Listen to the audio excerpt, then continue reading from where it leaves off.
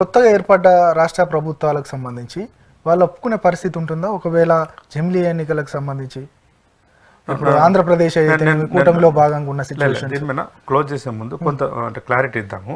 ప్రపంచవ్యాప్తంగా ఒకేసారి అటు రాష్ట్రాలకు ఇటు కేంద్రానికి దేశానికి సంబంధించిన ఎన్నికలు మరి ప్రపంచంలో ఏ దేశాలు ఏవంటే ఉన్నాయి. ఉదాహరణకు బెల్జియం ఒకటి, స్వీడన్ ఒకటి ఉంది, సౌత్ ఆఫ్రికా ఉంది.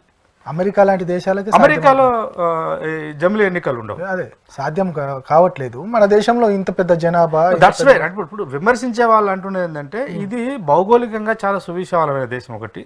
రెండోది మౌలికంగానే మన రాజ్యాంగ స్వరూపమే సమైక్య స్వరూపము, ఫెడరల్ సిస్టము. ఇప్పుడు భారత రాజ్యాంగ రచన జరుగుతున్నప్పుడు కూడా భారతదేశం యొక్క రాజకీయ నిర్మాణం ఎలా ఉండాలనే దాని మీద చాలా చర్చ జరిగింది కదా.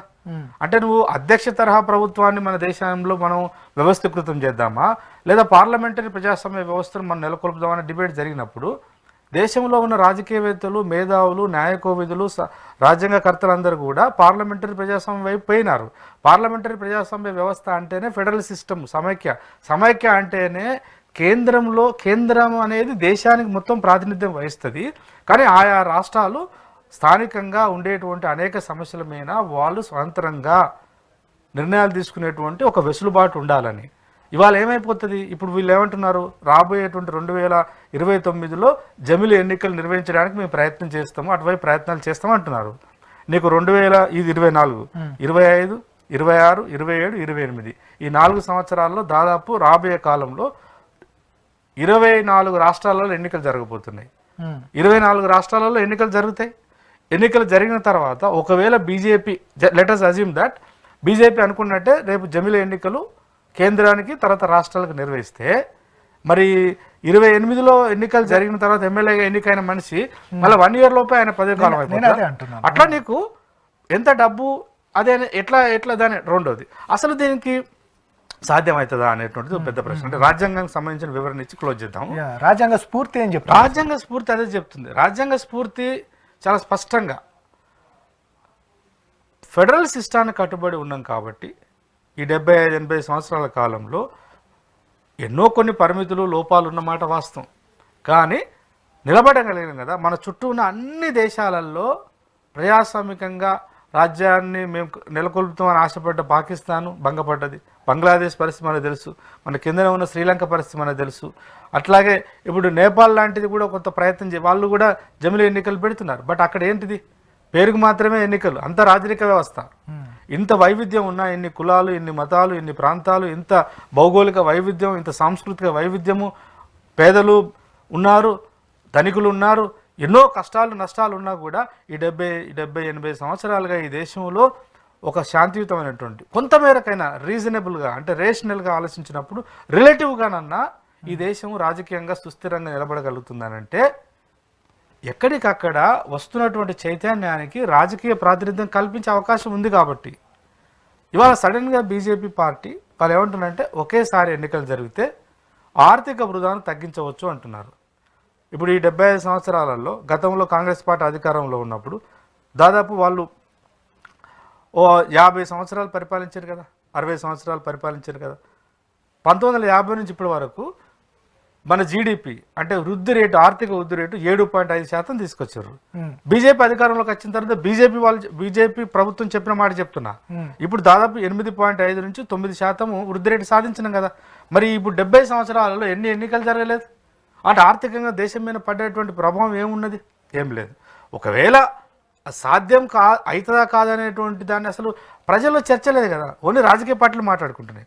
వాస్తవానికి వాళ్ళు ఏమంటారు, దేశ సమగ్రతకు అవకాశం ఏర్పడుతుంది, ఆర్థికంగా దేశం మీద భారం పడదు, తర్వాత ఒక అంతఃసూత్రంగా అంతర్గతంగా ఇంటర్నల్గా ఇలా నిర్వహించడం వల్ల ఒక ఏకీకరణ, మనమంతా ఒకే దేశ వాసులం, ఒకే దేశ పౌరులం అనేటువంటి ఒక మానసిక పరమైనటువంటి భావన వృద్ధి చెందడానికి ఆస్కారం ఉంటుంది. తద్వారా ఈ ప్రాంతీయ విభేదాలు, ఈ కులము, ఈ మతము మనిషిని నిరంతరము చెడు వైపు లేదా తప్పు మార్గం వైపు తీసుకుపోతున్న అంశాలు కూడా తగ్గడానికి ఆస్కారం ఉంటుంది అనేది వాళ్ళు చెప్తున్నటువంటిది.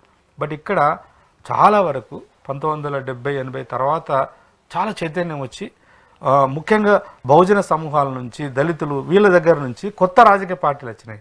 ఆ కొత్త రాజకీయ పార్టీలే ప్రాంతీయ పార్టీలు. ఉదాహరణకు మన తెలంగాణ ఉంది తమ్మి, బీఆర్ఎస్ పార్టీ ఉంది, దానికి ఎన్ని లోపాలన్నీ ఉండని, దానికి ఉండే క్రెడిట్ దానికి ఇవ్వాల్సిందే. లేకపోతే ఇప్పుడు ఆంధ్రప్రదేశ్ తీసుకోండి, టీడీపీ, వైఎస్ఆర్ పార్టీ, ఇవన్నీ రీజనల్ పార్టీస్. తమిళనాడులో రీజనల్ పార్టీస్ ఉన్నాయి. నీకు కింద కేరళలో సరే అది సిపిఎం అనేటువంటిది జాతీయ పార్టీగా ఉన్నప్పటికీ అక్కడ అట్లా నీకు దేశవ్యాప్తంగా ఉత్తర భారతదేశంలో కానీ బీహార్ కానీ ఇవాళ మధ్యప్రదేశ్, బీహార్ కానీ ఉత్తరప్రదేశ్ కానీ మధ్యప్రదేశ్ కానీ ఢిల్లీ, హర్యానా, పంజాబ్లో అంటే దేశంలో ఈ 30-40 సంవత్సరాలుగా ఎదిగొచ్చినటువంటి ప్రాంతీయ పార్టీల యొక్క అస్తిత్వం దెబ్బతిన ఆస్కారం ఉందని చెప్పేసి ప్రాంతీయ పార్టీలన్నీ వ్యతిరేకిస్తున్నాయి దీన్ని. నేను యాజ్ ఎ పొలిటికల్ సైంటిస్ట్గా నేను చెప్పదలుచుకున్న విషయం ఏంటంటే, ఒకవేళ వాళ్ళు సాధ్యాసాధ్యాల గురించి మాట్లాడుకుంటే 18 రకాల సవరణ చేయవలసి వస్తుంది రాజ్యాంగానికి. 18 రకాల సవరణలు చేయవలసినటువంటి ఆర్టికల్స్ కూడా చెప్తా. 82A, 83 క్లాస్ బి, 83 క్లాస్ 4, తర్వాత 172 class 3, 172 class 4, 324A, 325A, 325B వీటన్నిటిని సవరించాలి. ప్రధానంగా పెద్ద సవాల్ ఎక్కడ వస్తుందంటే 324 రాజ్యాంగ సవరణ ఆర్టికల్ సవరణ చేయాల్సి వస్తుంది. దీనికి పార్లమెంట్లో 2/3 మెజార్టీ రావాలి. కొన్ని ఆర్టికల్ని సవరించాలంటే నేను ఇందాక ప్రస్తావించిన కదా 172, 172 ఇవన్నీ కూడా రాష్ట్ర ప్రభుత్వాలకు సంబంధించిన ఎన్నికలకు సంబంధించినటువంటి అధికారులు. అంటే సగానికి సగం 29 రాష్ట్రాలు ఉన్నాయి. 29 రాష్ట్రాలలో కనీసం సగం రాష్ట్రాలన్నా వాటిని ఆమోదించాలి. ఇప్పుడు ఉన్నటువంటి ఒక ఇబ్బంది. ఇప్పుడు మెజారిటీ ఏముంది బీజేపీకి? బీజేపీ మొన్న 2024లో దాని యొక్క మొత్తం మెజారిటీ ఎంత? 249. 249తోని బీజేపీ సొంత మెజారిటీ ఎంత? 240. అంటే బీజేపీ ఎంపీలందరూ ఒక కట్టుదిట్టంగా ఉండి కనుక వాళ్ళు ఓట్లు వేస్తే 240 మంది వేస్తారు. బీజేపీ అంటే ఎన్డీఏలో అలయన్స్ ఉన్న టీడీపీ సపోర్ట్ చేస్తాడా, లేకపోతే చిరాగ్ పాస్వాన్ సపోర్ట్ చేస్తాడా? అనేక ప్రాంతీయ పార్టీలు ఉన్నాయి, వాళ్ళ అస్తిత్వమే ప్రమాదంలో పడుతుంది. ఇప్పుడు కేంద్రం నుంచి అనేక రకాలైనటువంటి ఆర్థికపరమైనటువంటి వెసులుబాటులు తీసుకుందాం అనేది అందరూ కలుస్తారు ప్రాక్టికల్గా. I don't think that Chandrababu Naidu would support this moment. అట్లాగే ఇప్పుడు ఇండియన్ అలయన్స్ ఏదైతే ఉందో వాళ్ళు ఎప్పటి నుంచి అంటున్నారు ఇది ఒక పెద్ద కుట్ర అంటున్నారు. అంటే భిన్నత్వాన్ని లేదా ఈ దేశంలో ఉన్నటువంటి ఒక మల్టీ కల్చరల్ విధానానికి ఇది పెద్ద విఘాతం అని వాళ్ళు అంటున్నారు. నేను కొంత పొలిటికల్ సైంటిస్ట్గా, పొలిటికల్ సైన్స్ స్టూడెంట్గా నేనేం చూస్తున్నానంటే ఇలా బీజేపీ ప్రతిపాదిస్తున్న నిజంగానే ఆర్థికంగా ఉదాహరణకు మొత్తం ఇప్పుడు చూడండి వాళ్ళు ఏమంటారు, ఇప్పుడు మామూలుగానే రాష్ట్రాలకు ఎన్నికలు చేయాలంటే ఒక 4-5 రాష్ట్రాలకు ఎన్నికలు చేయాలంటేనే ఎన్నికల కమిషన్ ఏమంటుందంటే తమ్మి ఇవన్నీ ప్రాక్టికల్ విషయాలు తెలవాలి ప్రజలకి. ఉదాహరణకు ఉత్తరప్రదేశ్, బీహారు, ఆంధ్రప్రదేశ్, తెలంగాణకు ఒకే రోజు ఒకే మంత్లో ఎన్నికలు జరగాలి. నువ్వు మొత్తం ఈ స్వాతంత్ర భారతదేశంలో ఎక్కడ కూడా ఒకటే షెడ్యూల్లో వాళ్ళు ఎన్నికలు పెట్టరు. ఎందుకు తెలుసా? లా అండ్ ఆర్డర్ ప్రాబ్లం ఉన్న దగ్గర ఫోకస్ చేయాల్సి వస్తుంది. బీహార్ లాంటి ఉదాహరణకు ఇప్పుడు జమ్మూ కాశ్మీర్ మొన్న ఎన్నికలు జరిగినాయి. జమ్మూ కాశ్మీర్ అనేటువంటి ఎన్నికల్లో మొట్టమొదటిసారిగా ఈసారి 59% ఓటు పర్సెంటేజ్ పెరిగింది. అంటే నీకు దేశంలో ఉన్నటువంటి మొత్తము రక్షణ యంత్రాంగానంతా అక్కడ దించారు ఈసారి. అంటే ఒక రకంగా అక్కడ ఒక డెమోక్రటిక్ స్పిరిట్ని ఇంట్రడ్యూస్ చేస్తున్నారు కదా. అంటే ఎంతో కట్టుదిట్టమైనటువంటి భద్రతా వ్యవస్థను ఏర్పాటు చేస్తే తప్ప ఈ ఉగ్రవాద ముష్కర్ల నుంచి ఎన్నికలు డిస్టర్బ్ లేకుండా జరగలిగినాయి. రేపు వీళ్ళు మొత్తం దేశంలో ఒకేసారి ఎన్నికలు పెట్టి పార్లమెంటుకు తర్వాత అసెంబ్లీకి ఎన్నికలు పెడితే వీళ్ళ దగ్గర ఉన్న శక్తి ఎంత, వీళ్ళ దగ్గర ఉన్నటువంటి సివిల్ ఫోర్స్ ఎంత?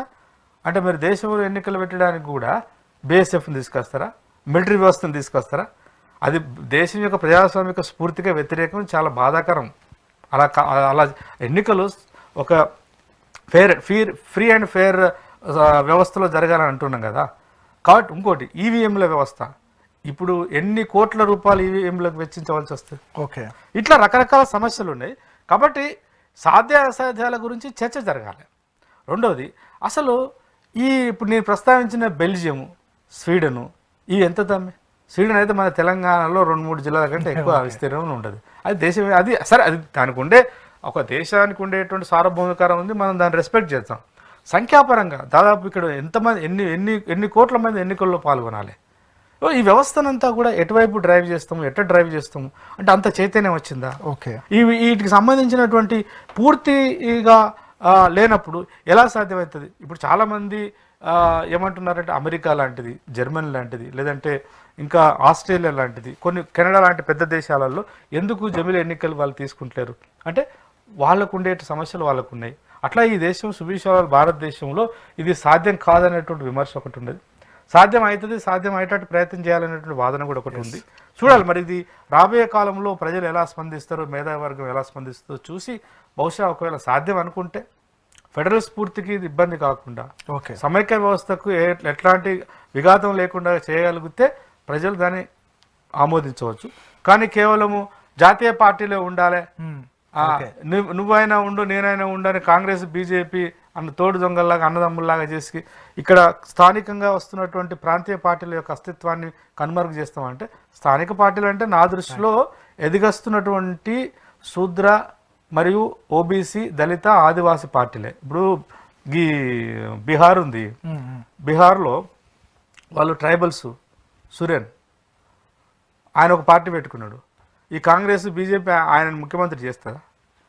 అట్లా ఇప్పుడు అంతేందుకు తెలంగాణ సాధ్యమయ్యేదా? సాధ్యం కాకపో అంతేందుకు ఇప్పుడు మన చంద్రబాబు నాయుడు ఇవాళ చాలా చాకచక్యంగా ఆంధ్ర ఆర్థిక వ్యవస్థను ఆయన చక్కదిద్దుతున్నాడు కదా, అది సాధ్యం కాదు. జమిలీ ఎన్నికలు అంటే అది కేవలము దాన్ని ఒక చిన్న ఏదో మామూలు అంశం చూడకూడదు. ఈ సందర్భంగా ప్రజలు, మేధావులు, ముఖ్యంగా మేధావి వర్గము దీని మీద ఇంకా స్టడీ చేయాలి. దీని మీద కొంచెం సమయభావం తక్కువ, దీని మీద స్టడీ చేసి తప్పకుండా రాబోయేటువంటి కాలంలో సాధ్యాస్తాలు చూసుకొని దేశం యొక్క మౌలిక రాజ్యాంగ స్వరూపానికి ఏ రకమైనటువంటి విఘాతం లేకుండా చేయగలిగితే ప్రజలు ఆహ్వానిస్తే మంచిది. బట్ నా వరకైతే ఇప్పుడున్న పరిస్థితుల్లో ఫస్ట్ ఆఫ్ ఆల్ టెక్నికల్గా సాధ్యం కాదు. రాజ్యాంగాన్ని సవరించాలి, చాలా కష్టంగానే ఉంది. బట్ నాకు తెలిసి ఎందుకు మరి ఈ కాలంలో ఇప్పుడే ఎందుకు తీసుకొచ్చింది బీజేపీ అనేది కూడా ఒకటి. బహుశా ప్రతిపక్షాలను రాజకీయంగా అధమపక్షంలోకి నెట్టేటువంటి ఒక రాజకీయ వ్యూహంలో భాగంగా తీసుకొచ్చిందేమో అనిపిస్తుంది ఇప్పుడు.